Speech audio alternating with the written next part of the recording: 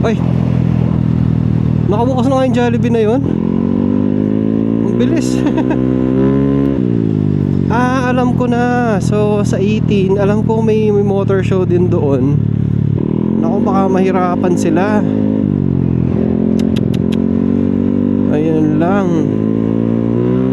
Sabihan ko na lang kasi yun nga, kilala sa pag-organize sina Aris doon, no, sa may nakalimutan ko yung tawag nadaanan ko kanina.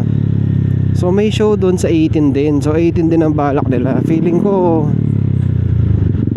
baka konti yung magpunta sa kanila, no.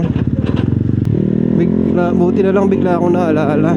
Mas maganda after 1 week yung sa kanila para hindi dikit masyado. Maghahati yung maghahati yung mga audience, kumbaga yung mga gusto mag-entry.